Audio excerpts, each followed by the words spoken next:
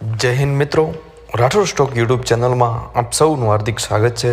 મિત્રો, એક વિનંતી છે કે જેમણે પણ ચેનલ સબસ્ક્રાઈબ ના કરી હોય એ ચેનલ સબસ્ક્રાઈબ જરૂરથી કરજો અને બેલ આઇકોન પણ દબાવજો.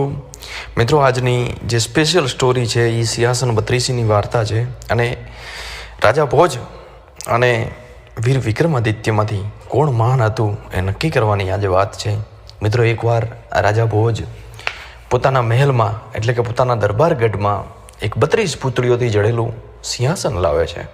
આ સિંહાસનની પાછળના ભાગમાં 32 પૂતળીઓ કંડારેલી હોય છે અને મહારાજ જ્યોતિષીઓ જોડે એક સારું મુહૂર્ત જોડાવી અને એ સિંહાસન ઉપર જ્યારે બેસવા જાય છે ત્યારે સિંહાસનમાં જડેલી 32 પૂતળીઓમાંથી એક પૂતળી અચાનક પ્રગટ થાય છે અને જોરથી હસવા લાગે છે. આ પૂતળી સુંદર યુવતીના રૂપમાં પરિવર્તિત થઈ અને રાજા ભોજ સમક્ષ આવીને બોલી, હે રાજા ભોજ, મારું નામ રત્નમંજરી છે. અમે બધી એટલા માટે હસી કે તમે આ સિંહાસન પર બેસનારા પ્રથમ રાજા નથી. અમને ખબર છે ત્યાં સુધી તમે એક ન્યાયપ્રિય, ઉદાર અને બુદ્ધિમાન રાજા છો, પરંતુ રાજા વીર વિક્રમાદિત્ય જેટલા તો નથી જ ને. હું તમને રાજા વિક્રમાદિત્યના પરાક્રમોની વાત સંભળાવું છું. વાર્તા સાંભળીને તમે જાતે જ નક્કી કરજો કે તમે આ સિંહાસન પર બેસવા યોગ્ય છો કે નહીં. આટલું કહી અને રત્નમંજરી નામની જે પૂતળી હતી, જે પાછળ જોડેલી અને જે સ્ત્રીનું સ્વરૂપ ધારણ કરે, એ એક વાર્તાની શરૂઆત કરે છે. રત્નમંજરીના વાર્તામાં કહેવા મુજબ કે ઘણા સમય પહેલાં ઉજ્જૈન નગરી પર રાજા ગંધર્વસેનનું રાજ્ય હતું. રાજા વર્ણ વ્યવસ્થામાં માનતો નહોતો, એટલે એ રાજાએ 4 વર્ણની કન્યાઓ સાથે લગ્ન કર્યા હતા. સમય જતાં 4 રાણીઓને પુત્રના જન્મ થયા. બ્રાહ્મણ રાણીથી જે પુત્ર જન્મ્યો એ પુત્રનું નામ બ્રહ્મગણિત રાખવામાં આવ્યું. ક્ષત્રિય રાણી હતી, એને 3 પુત્રો જન્મ્યા. એમાંથી સૌથી મોટા પુત્રનું નામ શંખ, એનાથી નાનો પુત્ર હતો એનું નામ વિક્રમાદિત્ય, અને છેલ્લો જે કુંવર જન્મ્યો એનું નામ ભર્તુહરી હતું. અને વૈશ્ય રાણી હતી, એનો જે પુત્ર હતો એનો ચંદ્ર, અને શુદ્ર રાણીના પુત્રનું નામ ધન્વંતરી રાખવામાં આવ્યું. આમ રાજાને સૌથી મોટી બ્રાહ્મણ રાણીનો પુત્ર જે બ્રહ્મગણિત હતો એ મોટો થતાં રાજા ગંધર્વસેને એને પોતાના રાજ્યનો દિવાન બનાવી દીધો. અને એ સમયે કોઈ કારણવશ પોતાના જે રાજ્ય હતું ઉજ્જૈન નગરીમાં અવ્યવસ્થા ફેલાઈ, એટલે અરેરાટી ફેલાઈ ગઈ અને પબ્લિકમાં રાજા પ્રત્યે વિશ્વાસ ઓછો થયો. અને આ જે બ્રહ્મગણિત હતો એ આ બળવાને કાબૂ કરવામાં નિષ્ફળ નીવડ્યો, અસમર્થ નીવડ્યો. એટલે એ રાજ્ય છોડી અને નાસી ગયો. કેટલાક દિવસોની રજળપાટ બાદ તે પોતાના પૂર્વજોની નગરી જે ધાર હતી એ ધારમાં પહોંચે છે. ત્યાં તક મળતા જ ત્યાંના રાજાની હત્યા કરી અને જે બ્રહ્મગણિત હતા એ રાજા બનીને બેસી જાય છે. થોડોક સમય રાજ્ય કર્યા બાદ એને મનમાં પાછા ઉજ્જૈન જવાની ખેવના જાગે છે. ઉજ્જૈન જતાં જ રસ્તામાં એનું મૃત્યુ થઈ જાય છે. અને આ બાજુ જે ક્ષત્રિય રાણી હતા એમના કુખે જન્મેલો દીકરો જે શંખ હતો એ શંખને શંકા જાગી કે કદાચ એના પિતાજી એના નાના ભાઈ વિક્રમાદિત્યને પોતાનો વારસ બનાવશે. એટલે એણે પોતાના પિતાની હત્યા કરી નાખી અને સ્વયં ઉજ્જૈનનો રાજા બની ગયો. શંખ દ્વારા પિતાજીની હત્યાના સમાચાર જ આ બાજુ વિક્રમાદિત્ય, ભર્તુહરી, ચંદ્ર અને જે ધન્વંતરી નામના દીકરા હતા એમને મળી અને એમને પણ લાગ્યું કે કદાચ શંખે પિતાજીની હત્યા કરાવી નાખી છે ને, તો હવે આપણી હત્યા કરવામાં પણ વાર નહીં લાગે. એટલે આ 4 ભાઈઓ હતા એ ત્યાંથી નાસી છૂટે છે. પરંતુ આ 4 ભાઈઓ હતા એમને શંખના જે સૈનિકો હોય એ પકડી લે છે. માત્ર વિક્રમાદિત્ય જ એક એવો કુંવર નીકળ્યો કે જે આ શંખના સૈનિકોની નજર બચાવી અને ભાગવામાં સફળ રહ્યો. વિક્રમાદિત્ય બચી ગયો એ વાત જે શંખના મનમાં હંમેશા ડર પેદા કરતી કે કદાચ ક્યારેક આ વિક્રમાદિત્ય પાછો રિટર્ન આવશે અને મારી હત્યા કરી નાખશે. આપણા પિતાજીની મેં હત્યા કરી છે એનો બદલો કદાચ વિક્રમાદિત્ય લેશે.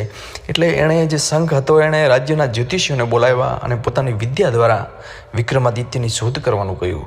બધા જ્યોતિષીઓએ એકબીજા સાથે સલાહ કરીને બતાવ્યું કે વિક્રમાદિત્ય જંગલમાં તપસ્યા કરી રહ્યો છે અને એના ભાગ્યમાં એક મહાન અને પ્રસિદ્ધ ચક્રવર્તી રાજા બનવાનું લખ્યું છે. જ્યોતિષીઓની આ વાત સાંભળે કે ભાઈ વિક્રમાદિત્ય તો ચક્રવર્તી રાજા બનવાનો છે, આ વાતથી શંખ એકદમ ડરી જાય છે અને પોતાનું જે ગુપ્તચર તંત્ર હતું એને એક્ટિવ કરી અને વિક્રમાદિત્યની શોધ કરવા માંડી. ગુપ્તચરો દ્વારા વિક્રમાદિત્યની ભાળ મળતા જ એક તાંત્રિકની મદદથી વિક્રમાદિત્યને મારવાની યોજના શંખ બનાવે છે. યોજના અનુસાર તાંત્રિક વિક્રમાદિત્ય પાસે ગયો અને એને માતા કાલીની ઉપાસના કરવાને માટે તૈયાર કર્યો. તાંત્રિકે વિક્રમાદિત્યને ઝૂકીને પ્રાર્થના કરવાનું કહ્યું ત્યારે વિક્રમાદિત્યને તાંત્રિક પર શંકા જાગી. એટલે વિક્રમાદિત્યએ તાંત્રિકને પહેલાં પૂજા કરવાનું કહ્યું. જેવો તાંત્રિક માતાને નમન કરવા ઝૂક્યો કે તરત જ એક થાંભલાની પાછળ છુપાયેલો શંખ બહાર નીકળ્યો અને તાંત્રિકને વિક્રમાદિત્ય સમજીને એનું માથું ધડથી અલગ કરી નાખ્યું. વિક્રમાદિત્ય તરત જ શંખના હાથમાંથી તલવાર છીનવી લઈ અને શંખને પણ મારી નાખ્યો.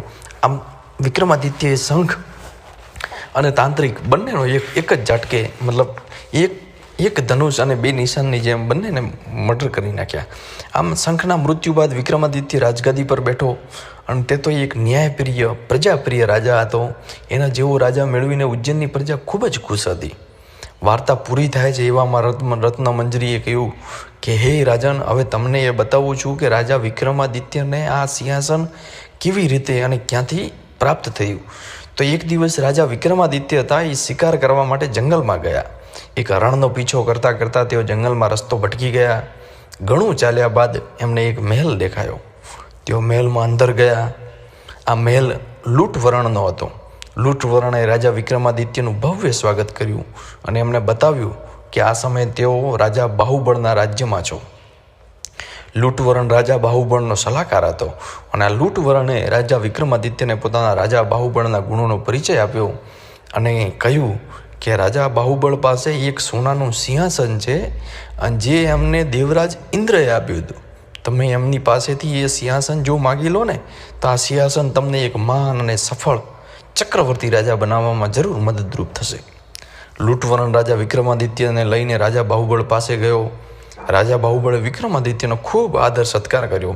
થોડા સમય સુધી રાજા જે બાહુબળ હતા એનું આતિથ્ય ભોગવ્યા બાદ જ્યારે વિક્રમાદિત્ય પાછા ફરવા લાગ્યા ત્યારે રાજા બાહુબળે એમની પાસે કંઈક માંગવાનું કહ્યું. ત્યારે રાજા વિક્રમાદિત્યએ એમનું સોનાનું સિંહાસન માગ્યું તો રાજા બાહુબળે ખુશીથી એમને એ ભેટ કરી દીધું. કારણ કે તેઓ તો રાજા બાહુબળ જાણતા હતા કે વિક્રમાદિત્ય જેવો પ્રતાપી, ન્યાય અને ઉદાર પ્રિય રાજા જ આ સિંહાસન માટે યોગ્ય છે. વિક્રમાદિત્ય સિંહાસન લઈને ઉજ્જૈન પહોંચે છે. એમના સિંહાસનની પ્રસિદ્ધિ દૂર દૂર સુધી ફેલાઈ જાય છે.